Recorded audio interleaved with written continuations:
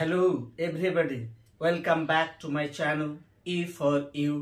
আর আজকে যে বিষয়টা নিয়ে আলোচনা করব সেটা হচ্ছে নোবেল পুরস্কার 2025 সাল সম্পর্কিত কিছু কোয়েশ্চেন্স।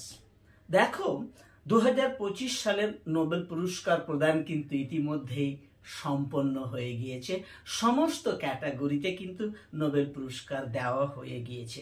আজকের এই ভিডিওয় এই 2025 সালে কারা নোবেল পুরস্কার পেল এবং তার সঙ্গে সঙ্গে কোন বিষয়ের জন্য তারা এই নোবেল পুরস্কার পেল সেই বিষয় নিয়েই কিন্তু আলোচনা করব। সঙ্গে থাকবে হ্যাঁ। আর আজকের যে প্রথম প্রশ্ন সেটা একটা মজাদার প্রশ্ন।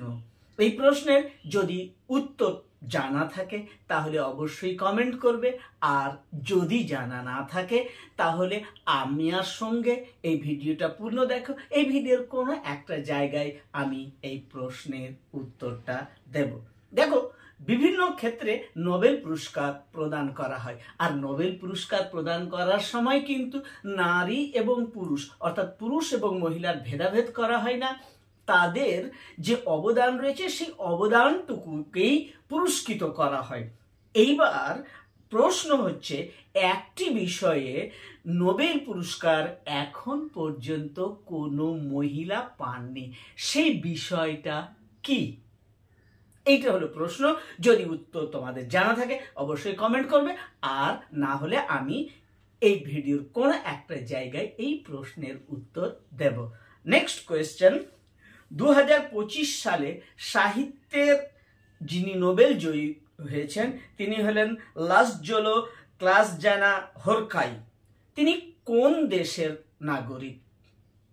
দেখো অপশনগুলো রয়েছে হাঙ্গেরি, পোল্যান্ড, ফ্রান্স এবং চেক রিপাবলিক।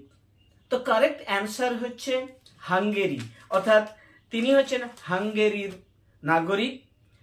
নেক্সট কোয়েশ্চেন, 2025 সালে পদার্থ বিজ্ঞানে নোবেল জয়ী বিজ্ঞানী মাইকেল এইচ ডেভাররাট বর্তমানে কোন বিশ্ববিদ্যালয়ের সঙ্গে যুক্ত? অর্থাৎ তিনি কোন বিশ্ববিদ্যালয়ে গবেষণা করেন এবং শিক্ষার্থীদের পড়ান? অপশনগুলো দেখে নিন। Stanford university, Yale university, Harvard university, Oxford university. এই যে চারটি ইউনিভার্সিটি, তার মধ্যে কোন বিশ্ববিদ্যালয়ের সঙ্গে তিনি যুক্ত? কারেক্ট অ্যান্সার হচ্ছে ইয়েল ইউনিভার্সিটি, অর্থাৎ তিনি ইয়েল ইউনিভার্সিটিতে গবেষণা করেন এবং পাঠদান করেন। নেক্সট কোয়েশ্চেন, রসায়নে নোবেল জয়ী অর্থাৎ কেমিস্ট্রিতে যিনি নোবেল পুরস্কার পেয়েছেন ওমর এইচ ইয়াগি কোন গুরুত্বপূর্ণ উদ্ভাবনের জন্য এই নোবেল পুরস্কারটা পেয়েছেন? দেখো অপশনগুলো আগে দেখে নাও। সেটা MOF অর্থাৎ মেটাল অর্গানিক ফ্রেমওয়ার্কস, এছাড়া রয়েছে অপশন গ্রাফাইট, কোয়ান্টাম ডটস এবং সুপার কন্ডাক্টর।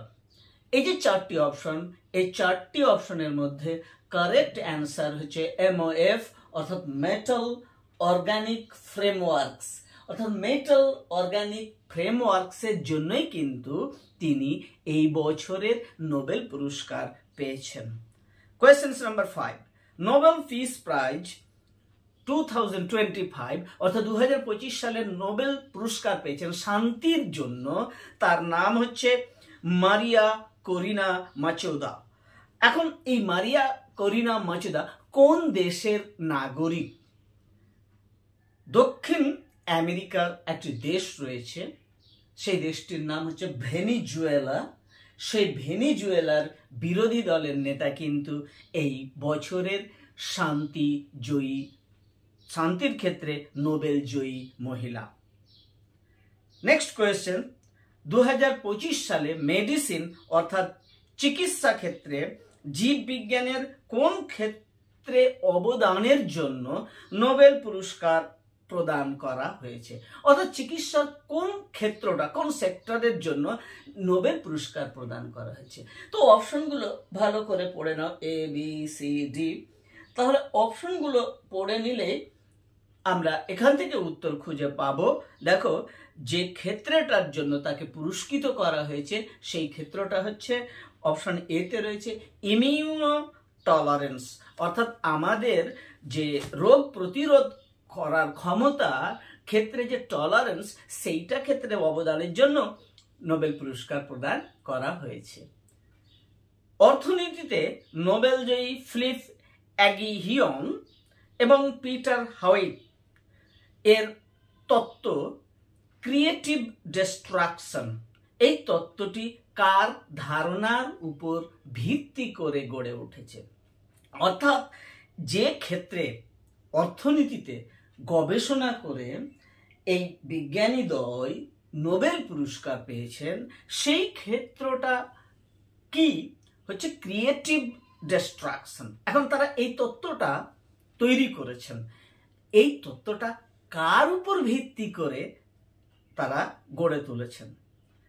অপশনগুলো দেখে নিয়ে দেখো, অপশন বি জোসেফ শুমপিটার, বিখ্যাত অর্থনীতিবিদ জোসেফ শুমপিটার এর যে তত্ত্ব রয়েছে সেই তত্ত্বের উপর ভিত্তি করেই তারা এই ক্রিয়েটিভ ডিস্ট্রাকশন বা সৃজনমূলক ধ্বংসাত্মক অর্থনীতির এই ধারণাটা তৈরি করেছেন এবং নোবেল পুরস্কার পেয়েছেন। নেক্সট কোয়েশ্চেন যাওয়ার আগে আমি প্রথম যে প্রশ্ন বলেছিলাম যে একটি ক্ষেত্রে এখন পর্যন্ত কোনো মহিলা নোবেল পুরস্কার পাননি, সেই বিষয়টা হচ্ছে, সেই উত্তরটা আমি কিন্তু এবার দিয়ে দিচ্ছি।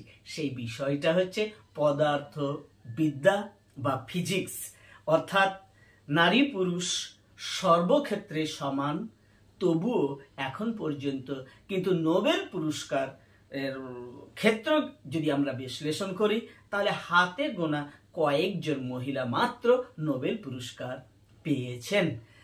কিন্তু দুঃখের বিষয়, এখন পর্যন্ত পদার্থবিদ্যা কিংবা ফিজিক্সের কোনো মহিলা নোবেল পুরস্কার পাননি।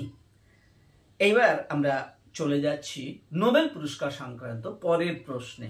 2025 সালে নোবেল পুরস্কারগুলো কোন শহর থেকে ঘোষণা করা হয়েছে? তো আমরা জানি যে নোবেল পুরস্কার সমস্ত জায়গা থেকে ঘোষণা করা হয় না, তাহলে কোন কোন শহর থেকে ঘোষণা করেছে? অপশনগুলো আগে দেখে নিব।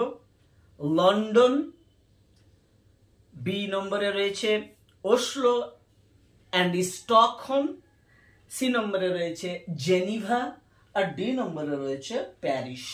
এখন লন্ডন আমরা জানি ইংল্যান্ডে রয়েছে, সুইডেনে রয়েছে ওসলো এবং স্টকহোম, সুইজারল্যান্ডে রয়েছে জেনিভা এবং ফ্রান্সে রয়েছে প্যারিস। তো নোবেল পুরস্কার ঘোষণা করা হয় যে দেশ থেকে, সেই দেশটার নাম হচ্ছে কি? শহর দুটোর নাম অপশন বি ওসলো এবং স্টকহোম। এখন এই দুটো শহর থেকে কিন্তু নোবেল পুরস্কার ঘোষণা করা হয়ে থাকে। নেক্সট কোয়েশ্চেন, 2025 সালে কতগুলো ক্যাটাগরিতে নোবেল পুরস্কার প্রদান করা হয়েছে? অর্থাৎ নাম্বার অফ ক্যাটাগরি, কতটা ক্ষেত্র বা শ্রেণীতে এই নোবেল পুরস্কার প্রদান করা হয়েছে। দেখো, আমরা যদি দেখি চিকিৎসা বিজ্ঞান, রসায়ন বা কেমিস্ট্রি, ফিজিক্স, অর্থনীতি এবং তার সঙ্গে সঙ্গে সাহিত্য আর হচ্ছে শান্তি, তাহলে মোট কটা হচ্ছে? মোট 6টা ক্যাটাগরিতে কিন্তু এই নোবেল পুরস্কার প্রদান করা হয়। এমন একটা সাবজেক্ট রয়েছে যেটা খুব গুরুত্বপূর্ণ, কিন্তু নোবেল পুরস্কার প্রদান করা হয় না, সেই বিষয়টা হলো ম্যাথমেটিক্স অর্থাৎ গণিত শাস্ত্র। গণিত শাস্ত্রে কিন্তু কোনো নোবেল পুরস্কার প্রদান করা হয় না।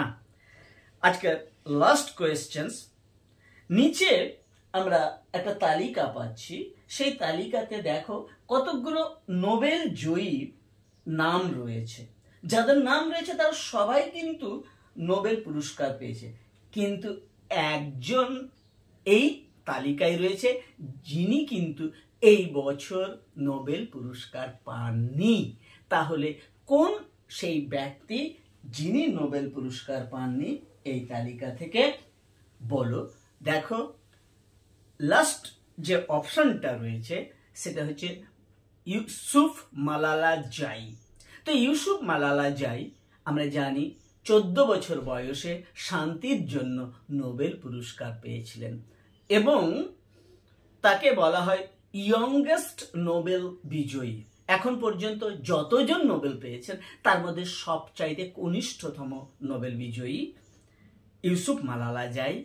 এইবার কিন্তু 2025 সালে ইউসুফ মালালা জাই নোবেল পুরস্কার পাননি।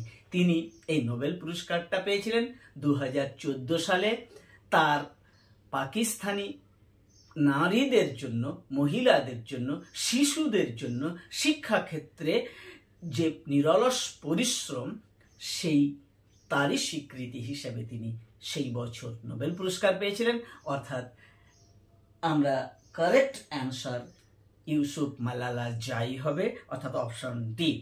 দেখো এই ধরনের ভিডিও তোমাদের যদি ভালো লাগে অবশ্যই লাইক, কমেন্ট, শেয়ার করবে। আর আমি কিন্তু রেগুলার বেসিসে current affairs, general knowledge, general English সমস্ত বিষয় নিয়ে হাজির থাকবে তোমাদের সঙ্গে। দেখা হবে অন্য একটা video. That's all for today.